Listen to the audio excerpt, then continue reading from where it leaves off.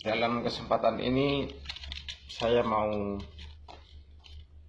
menasehati Tito Karnavian selaku Kapolri, atau mengkritiknya, atau bahkan mencacinya bila perlu. Bung Tito, satu hal yang paling mendasar yang harus Anda sadari adalah Anda adalah seorang kepala pelayan masyarakat. Isi perut Anda, isi perut istri Anda, dan isi perut anak-anak Anda, sekeluarga, itu terpenuhi dari uang rakyat.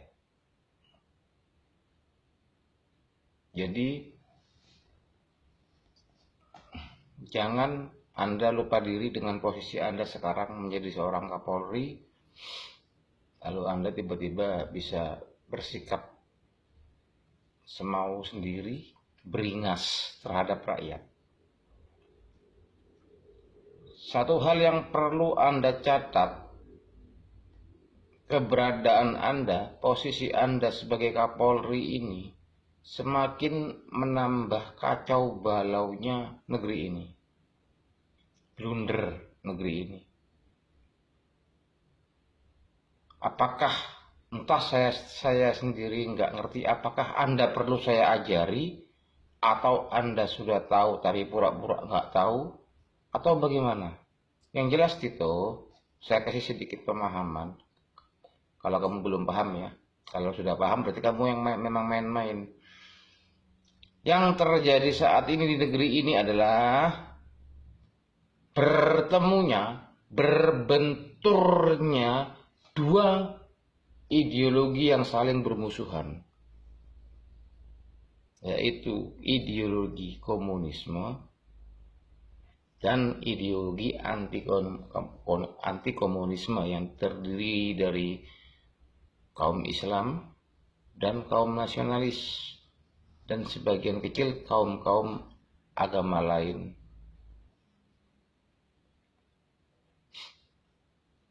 Sikap keras, bahkan kasar, yang selama ini kalian angkat sebagai isu yang seksi untuk menyudutkan kaum muslimin, tokoh-tokohnya dan para ulamanya, itu adalah merupakan sikap yang sangat manusiawi sekali, karena mereka dahulu pernah mengalami, kaum muslimin dahulu pernah mengalami hal yang sangat mengerikan dan sangat menakutkan yang datangnya dari komunisme.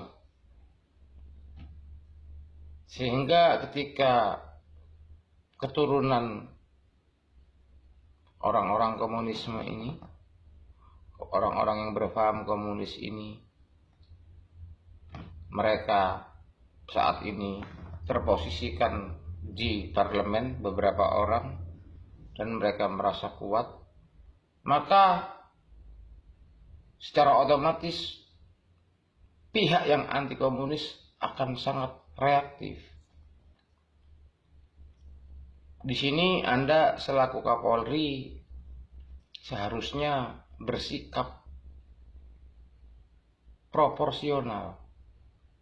Anda bukan seorang hakim yang layak atau pantas memberikan statement-statement berupa vonis.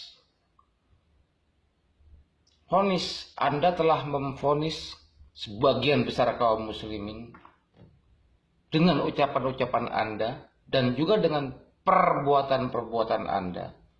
Dengan ucapan-ucapan Anda dan dengan perbuatan-perbuatan Anda demi untuk menyelamatkan bos Anda atau teman-teman Anda yang saat ini menjadi musuh bagi kaum anti komunis. Ini adalah dua kekuatan yang sedang bertemu. Nah, saya melihat Anda itu lebih berpihak kepada mereka yang komunis daripada yang anti komunis. Dan ini Anda tidak bisa bersembunyi Anda mau bersembunyi dari kenyataan ini nggak bisa. Yang Anda tekan selama ini adalah kaum muslimin. Sedangkan terhadap orang-orang berbasis komunis, Anda tidak melakukan apapun.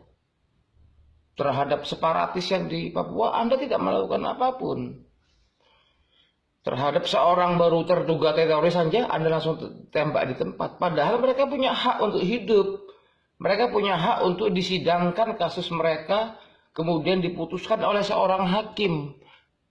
Ya, si terduga teroris itu berhak, mempunyai hak di negara ini agar dia diputuskan kelanjutan status hukumnya oleh seorang hakim, bukan oleh seorang seperti Anda. Anda bukan hakim, ingat. Anda hukum pun saya rasa nggak tahu Anda itu sebenarnya paham hukum atau tidak. Saya yakin tidak. Anda bukan hakim, Anda tidak boleh mengatakan ini salah. Buku Jokowi undercover, Anda bilang buku yang sesat, buku yang salah, tidak ilmiah. Ditarik siapa yang membaca kena kena hukuman. Lo Anda itu lo siapa, Tito? Anda itu di negeri ini bukan penguasa. Yang menguasai negeri ini adalah rakyat. Anda juga bukan seorang hakim yang mengerti hukum, yang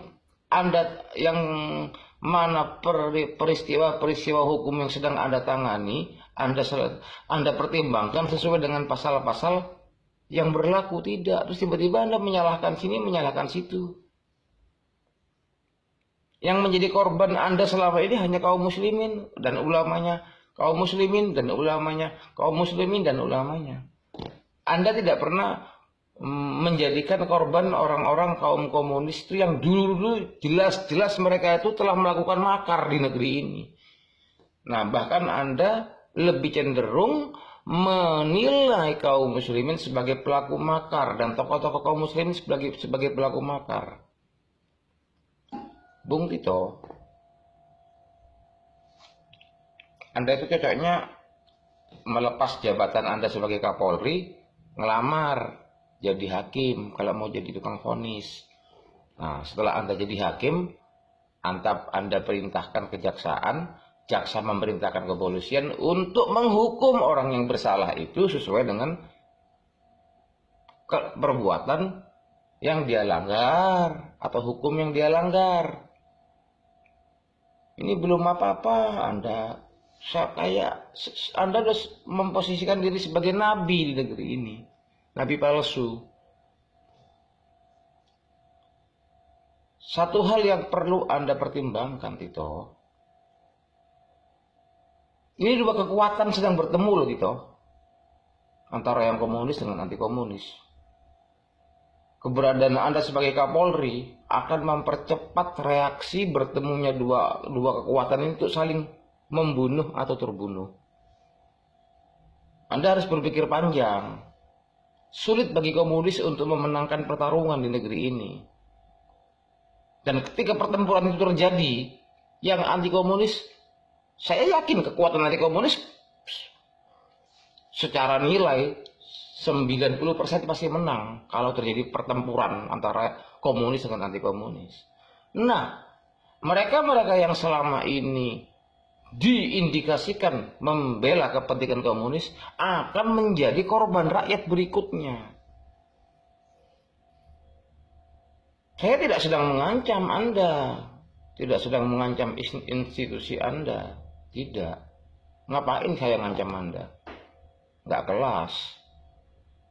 Omongan Anda tuh, kalau ada orang yang melawan, membahayakan petugas, jangan segan-segan kirim ke kamar jenazah. Ya namanya orang mau ditangkap, kita ya bela diri lah, walaupun dia orang bersalah. Maling ditangkap juga masih lari kok. Terus mau kalian tembak begitu. Omongan Anda itu adalah omongan radikal. Perilaku Anda itu perilaku radikal. Nah, Anda gembar-gembor mau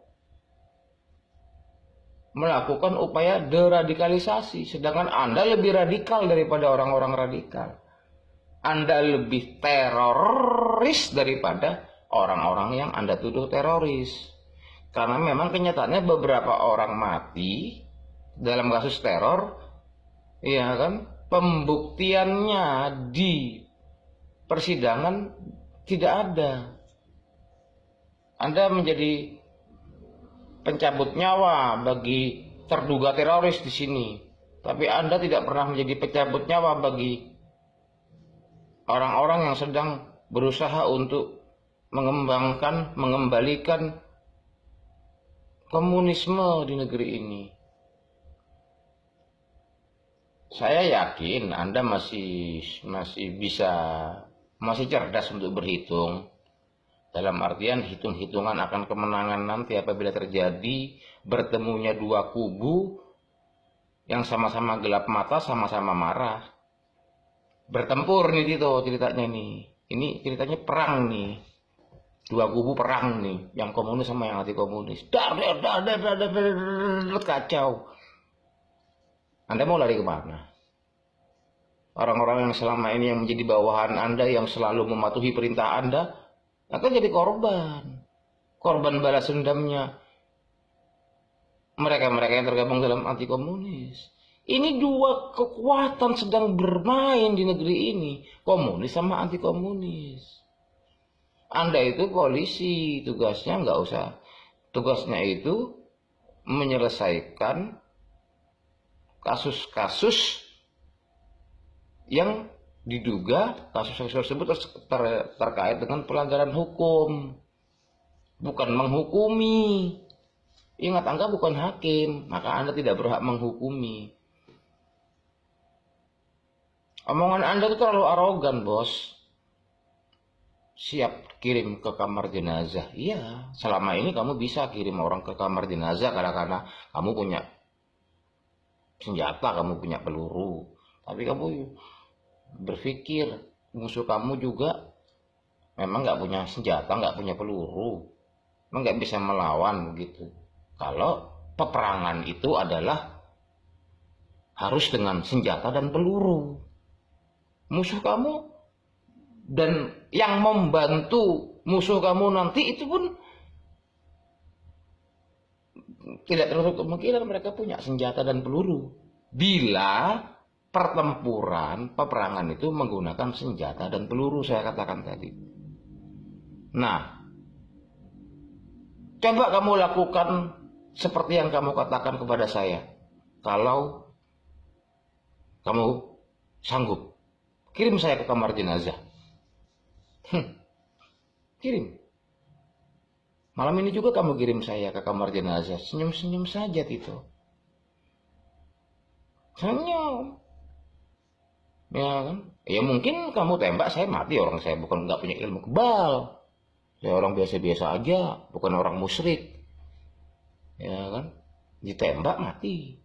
Tetapi saya punya kecerdasan, Tito.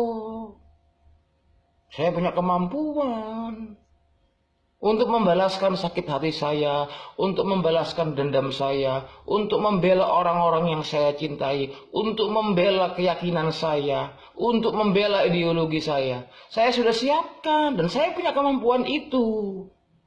Saya harap kamu mengerti. Itu. Kamu belajar kalau mau paham teroris, apa-apa itu teror, belajar dulu lah ke Amerika.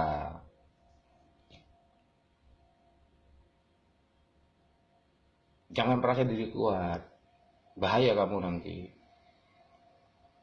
Jadi kalau rakyat marah, habis kalian kena penghakiman rakyat. Rakyat yang anti korupsi. Karena di Indonesia ini rakyat itu anti korupsi, anti komunis. Gitu. Sebagian besar rakyat Indonesia anti komunis. Jamin. Terjadi saja ledakan habis itu seluruh Indonesia kacau balau, bunuh-bunuhan, bersimbah darah di berbagai tempat, di setiap kota, hanya karena manusia-manusia kayak kamu ini, Tito, dan teman-temanmu dan kelompok-kelompokmu ini. Habis kalian, habis, kujamin habis. Kalau perang itu adalah senjata dengan senjata yang ada pelurunya.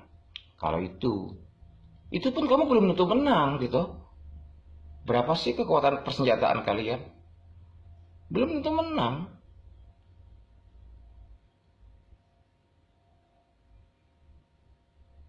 Aku masih berharap kamu berubah lah gitu.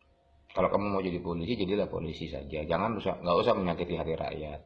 Kamu nggak usah berat sebelah. Aku tidak meminta kamu membela orang yang anti komunis. Juga aku tidak mengharapkan kamu membela yang komunis. Soalnya kamu hanya pelaksana. Kamu tidak boleh menentukan status hukum. Nggak boleh nembak pelaku di tempat sebelum terbukti perbuatan dia di persidangan. Ada pasalnya, bos. Jangan jadi orang yang sok kuasa di negara ini, bos. Kalau masalah mati, bos, malam ini mati, besok mati sama saja, bos. Mati, bos. Ya tetap mati. Tetapi apakah membunuh seseorang itu menyelesaikan permasalahan? Membunuh 2 orang, menangkap seseorang, menangkap 2 orang, atau menangkap beberapa orang itu adalah satu solusi? Tidak, bos. Inilah yang dibutuhkan. Keahlian-keahlian seperti inilah yang dibutuhkan oleh para penyelenggara negara. Petugas keamanan itu bukan hanya tahu membunuh, menghabisi, tidak. Ada aspek-aspek yang lain yang harus dipertimbangkan.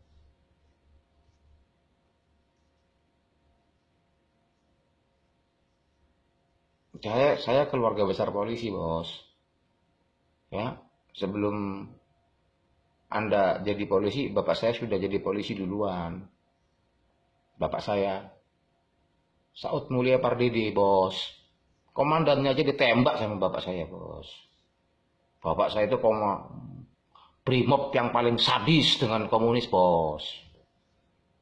Sejak kecil saya terbiasa pegang senjata, bos. Karena bapak saya dulu itu pegang gudang senjata di brimob, masih mau break dulu.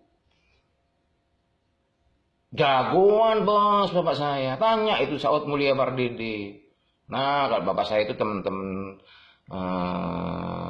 sama Awaluddin Jamin, ya kan, itu satu usia, itu satu grup, itu masih pelopor pertama kali pelopor di Mobrik itu. Nah, itu bapak saya pelopor angkatan pertama, ya kan. Kalau yang di bawah-bawahnya masih kayak Paula Bataona, Ivan Siombing, itu masih cucunya bapak saya, bos. Siapa yang nggak kenal di kepolisian Saud Mulia Pardede yang paling sadis terhadap komunis? Ini anaknya dari hadapan Anda, bos. Saya dididik oleh bapak saya untuk berpancasila dengan benar. Saya nggak pernah, bos, di negara ini mengajak orang untuk membenci satu kelompok suku atau kelompok agama. Nggak pernah keluar dari lisan saya, "Weh, agama A bangsat, agama B babi." Tidak, bos. Saya orang paling binekais. Anda tanya mengenai agama ke saya bisa jawab dengan kitabnya pemeluk agama masing-masing. Anda lihat tulisan-tulisan saya itu, rata-rata argumentasinya berdasarkan kitab suci masing-masing. Saya toleransi banget. Saya membersihin, bos. Itu loh, bos. Gereja, bos. Wihara, bos. Saya sapu bersih.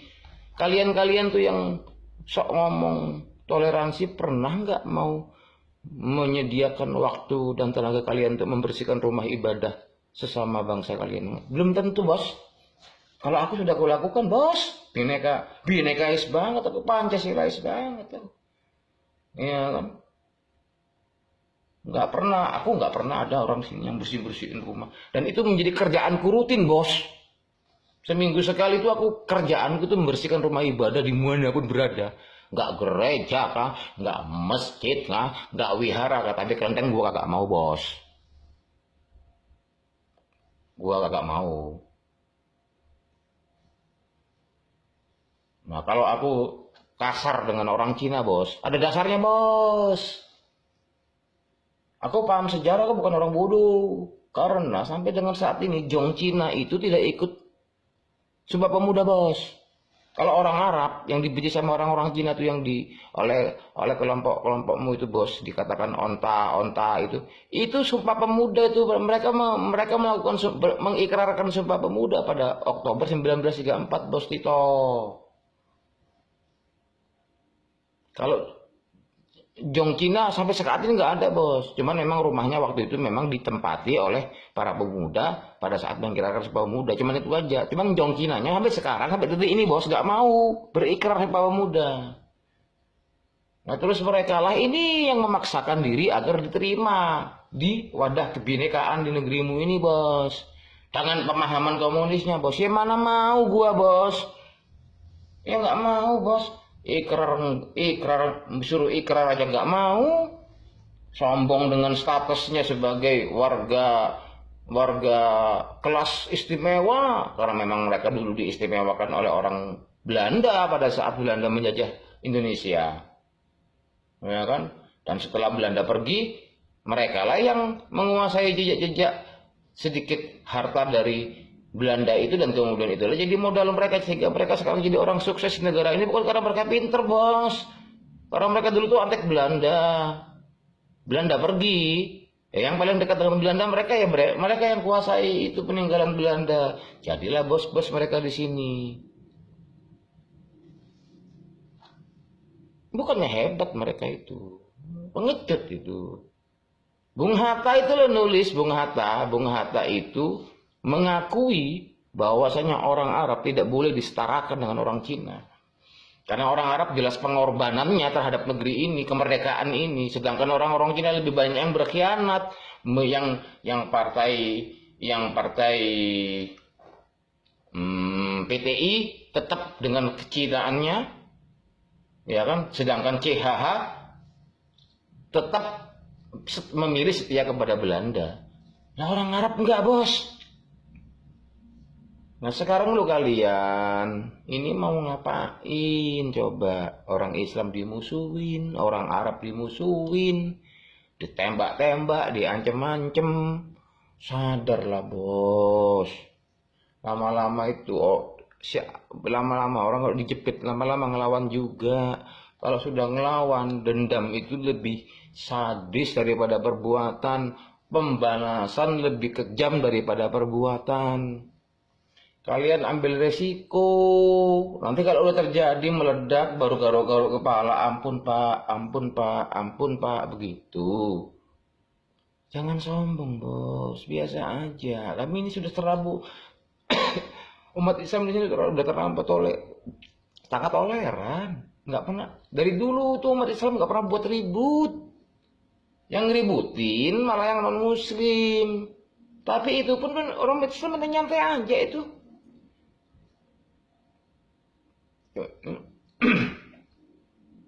Sekarang tiba-tiba komunis tampil merasa dirinya paling pinter, pelajaran agama mau dihapus, ya kan, memaksakan paham komunis itu masuk ke buku bos. Ini bos, bukunya bos. Kamu pikir aku mainan ya? Ini bos, ini buku Undang-Undang Dasar 1945 bos. Ini kamu lihat bos. Ini bos. Ini buku bos. Ya, ini, nah, nih buku nih, nah, nih, kamu lihat nih bos, sila yang pertama bos, salah satunya dipaksakan ideologi sekuler sosialisme pada menjadi bagian dari sila yang ke-1 bos. Ini keinginannya komunisme bos. Ini berhadapan bos dengan kubu Islam bos, dan kubu nasionalis. Yang kemarin kamu tangkap itu bos, yang kamu tuduh makar. Kamu lihat orangnya tua-tua, yang satu lumpuh, yang satu udah pensiunan, Ya kan, kamu gak lihat di belakangnya. Wow, 212 411 enggak juga menjadi pembelajaran bagi kalian. 212 dan 411 itu sebenarnya adalah parade untuk memperlihatkan bahwa kaum muslimin di sini kuat. Dikumpulin seluruh polisi seluruh Indonesia, melawan kekuatan kaum muslimin seluruh Indonesia. Gak akan mampu, bos. Jangan mimpi mau menang, belain musuh-musuhnya anti komunis. Sudahlah, jangan cari ribut. Enggak, gini aja deh, aku sarankan gini aja deh, bos. Daripada pusing-pusing, kan kamu kan sudah terlanjur terjun nih selama ini basah, andil. Ya kan, udahlah, mendingan ente daripada nanti jadi sasaran kaum muslimin kalau kaum muslimin ngamuk, mendingan ajukan aja pengunduran diri ke bosmu, bos Jokowi. Bos Jokowi, lapor bos Jokowi, saya mengundurkan diri aja, udah nggak sanggup aku jadi Kapolri. Lebih baik begitu, bos.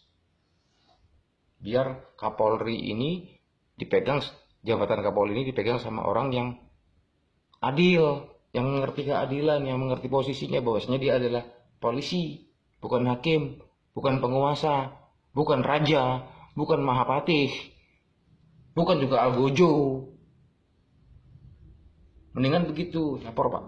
Bos Jokowi, saya mengundurkan diri aja, udah pusing. Mendingan begitu dah, mumpung belum kejadian nih. Nggak lama lagi nih, bos, kejadian, bos. Udah kamu lihat itu sekarang tuh di Aceh sudah oke, di Bekasi sudah siap, di Madura. Itu manusia-manusia gila, bos. Itu kalau ngamuk habis, bos, keputus kepala dari badan, bos. Kalian, ngadepin kerusuhan sampai aja capek kan? Apalagi kalau kerusuhan ini menjadi nasional, mati mencret.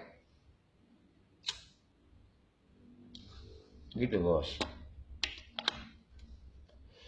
Janganlah karena kita punya jabatan, mumpung menjabat, terus kita membela atasan kita. Atasan kita itu bukan orang benar. Tidak semua atasan kita itu orang benar. Ya kan? Yang kamu harus bela itu kebenaran, bukan atasan. Bukan juga pemerintah. Memang kalau dibilang pemerintahan yang sah ini pemerintahan sekarang ini sah. Tapi perilakunya tidak bercerminkan pada keadilan, tidak manusiawi. Jangan diikutin, bos. Mendingan letakin itu jabatan. Lebih baik kamu menyatakan untuk berpihak kepada rakyat dan kebenaran. Sudahlah, bos, jangan panjang-panjang nasihat aku nih, kritik aku dan sedikit cacian aku padamu nih. Ngabisin pulsa, rugi. Ini hanya aku yang sekedar ingin menyampaikan saja kepada kamu. Hati-hati ngomong, bos. Jangan sombong. Ngomong tuh lebay tuh omongan itu tuh. Kirim ke kamar jenazah. Ini ada Tamim ini, kirim kamar jenazah. Ada nih Tamim, kirim kamar jenazah.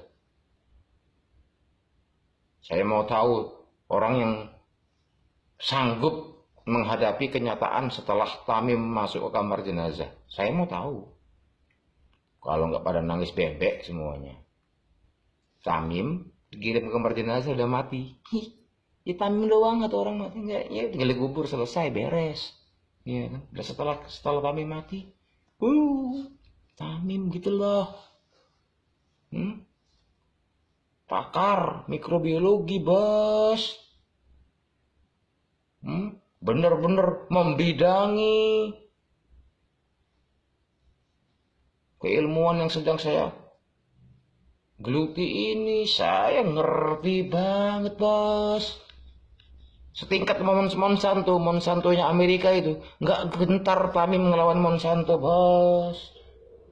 Nggak gentar, kecil. Saya itu mampu merubah kondisi suatu tempat itu hanya dalam 1 bulan dengan kemampuan yang saya miliki. Biokimia molekuler saya, kemampuan mikrobiologi saya.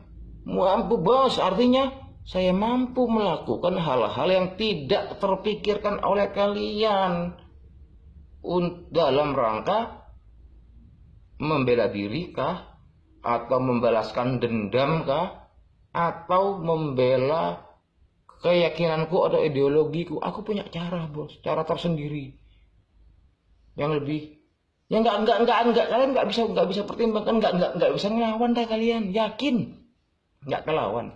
Aku nggak pernah mau punya niat jahat kepada rakyatku dan bangsaku, nggak juga aku punya niat mau mencelakakan orang lain. Itu urusan mau ribut ke antara Islam sama Kristen, ribut aja sono, Buddha sama Hindu, ribut aja sono, asal jangan ganggu aku.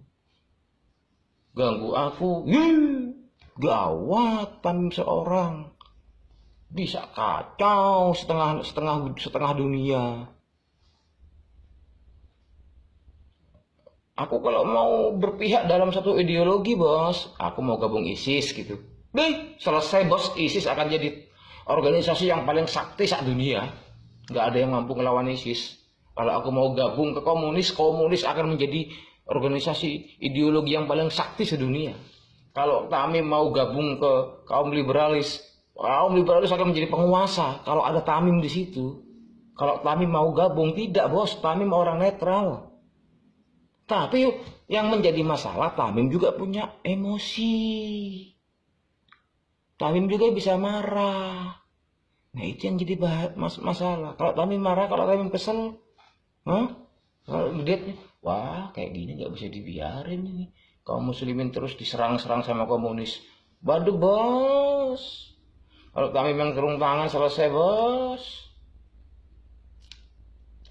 Selesai. Nangis bebek mada. Emang gua pikirin, nggak, gua udah mati jadi jenazah. Ngapain lagi gua pikirin? Gua udah enak di dalam kuburan sono. Tamim sampai saat ini masih netral.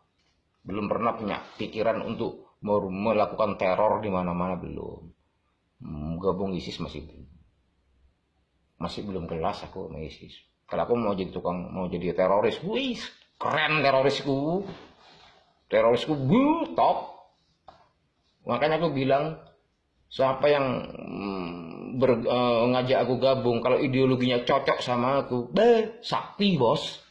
Nggak butuh pasukan perang yang pakai senter dar bom, nggak butuh. Kami bisa menang kalau aku mau.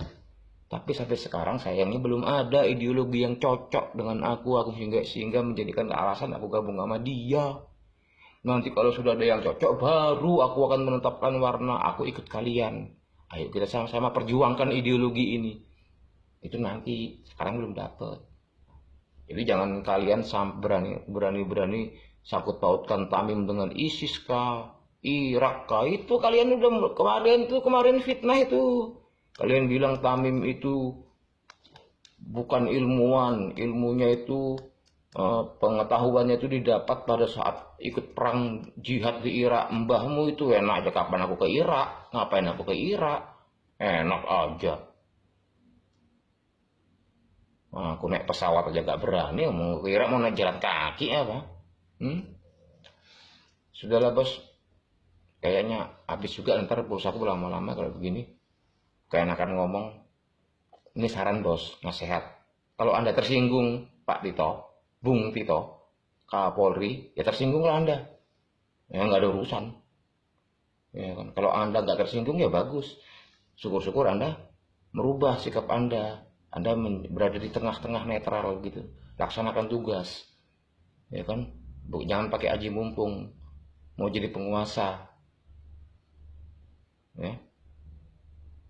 Saya sebenarnya nggak mau memusuhi Anda, cuman kalau Anda keterlaluan juga ya lama-lama saya jadi musuh Anda, musuh yang paling berat malah nanti. Ingat, ini saran saya, nasihat saya. Saya serius ini ngomong. Serius. Pak Tito mau ketemu sama saya, mau ngomong-ngomong, kumpulin pakar-pakar, Tamim hadir. Ini pakar-pakar, orang-orang hebat-hebat, Tamim hadir. Ayo. Kalau mau ngomong baik-baik, ayo. Kalau mau kita bangun negeri ini, ayo kita bangun.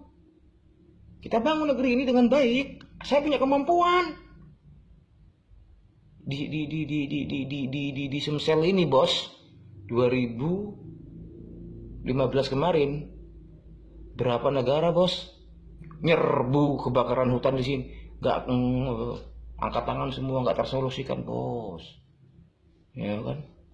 Kami misi tampan dari Medan datang dari Jakarta ke Sumsel, nggak minta gaji bos, saya nggak dibayar bos melakukan ini semua. Saya melakukan riset dan ikut menangani kasus kebakaran hutan di Sumsel ini, nggak minta uang bos. Tanya sama Pak Alex Nurdin, kami mendapat uang dari mana? Nggak ada bos.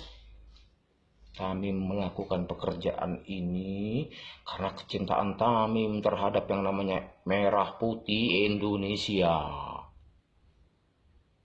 Tamim gak mikirin duit bos. Orang aku makan sepiring 2 piring cukup, rokokku juga paling 1 hari 2 bungkus. Aku gak doyan narkoba, aku gak doyan naik mobil mewah. Mobilku ada tuh bos, CR-V tahun 2003, masih kredit, belum lunas. Tahun 2003, CR-V tahun 2003, itu pun kredit, belum lunas. Kalau gue mau jadi orang kaya, gue nggak di Indonesia ini bos, gue di Amerika, gue di Rusia. Anak buah gue yang riset sama gue selama ini itu tokoh, ilmuwan top semua. Yang kalau gue nempel sama mereka udah jadi bos, udah jadi belaga gila, gue jadi penguasa, gue duit gue banyak. Tidak, datang saya ke Sumsel ini dengan segenap kecintaan saya. Ayo kita. Nah, alhamdulillah 2016 tingkat kebakaran lahan gambut di Sumsel hanya 1, sekian%. Tamim gitulah. Tamim bisa merubah tanah yang tandus, yang tidak lagi yang tanah tandus, tanah yang rusak sama sekali, bekas tambang, menjadi kembali layak ditanami. Tamim mampu. Ada nggak pakar yang mau? Tamim mampu hanya dengan waktu 1 bulan, 2 bulan, 3 bulan. Anda tanya sama pakar-pakar tanah itu, 85 tahun. Teknologi tercanggih 70 tahun. Tamim 3 bulan. Itulah siapa? Dong, Tamim dong. Tamim gitulah, si tampan dari Medan. Oke bos ya. Maaf kalau ada kata-kata saya yang menyinggung. Semua bos Tito Karnavian dan bos-bos yang lainnya yang satu paket itu kelompok kalian tuh, kalau ada yang tersinggunglah terhadap Tamim. Kalau tetap mau nangkap Tamim, mau ngirim Tamim ke kamar jenazah, ya monggo, silahkan. Tamim malam ini mati, besok mati juga sama aja. Ya, saya tetap mengharapkan negeri ini menjadi lebih baik. Sudahi semua ini. Kalau kalian mau minta tolong ke saya, bagaimana membuat negeri ini menjadi baik, aman, nyaman, tetap saya bantu. Kalau kalian mau. Kalau kalian nggak mau, ya sudah, kita rusak-rusakan aja sekalian. Oke deh.